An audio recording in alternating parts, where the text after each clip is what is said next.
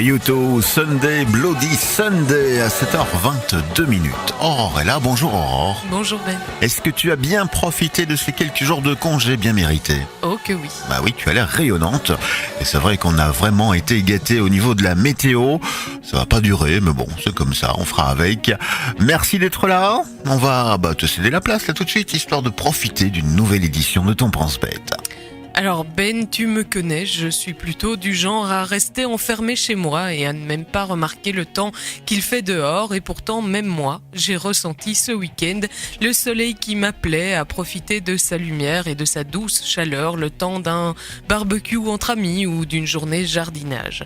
Bref, le temps que ça dure, puisqu'apparemment cette année, il ne nous est pas donné d'apprécier les joies du printemps enfin revenues à lui, sans la conscience que cela ne durera pas. Quoi qu'il en soit, cependant, l'occasion nous a été donnée de nous rappeler combien, malgré les joies du cocooning et une tendance certaine à l'enfermement, nous étions tous des êtres de nature. Ce n'est pas faute pourtant de nous en défendre, parfois à coup de discipline et de technologie. On pourrait même croire à certains moments que notre évolution nous a définitivement coupés de tout ce qui a pu un jour être considéré comme naturel, mais il suffit d'une éclaircie au milieu d'une grisaille qui s'éternise ou d'une fine pluie mettant fin à la sécheresse pour nous voir massivement revenir au comportement le plus simple qui soit, sortir.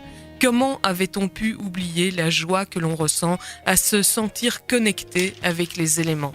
Et comment peut-on prétendre si souvent que cela n'a pas plus d'importance que ça et que les risques que nous faisons porter sur le climat des décennies et des siècles à venir ne font pas le poids face aux dictats de la croissance économique ?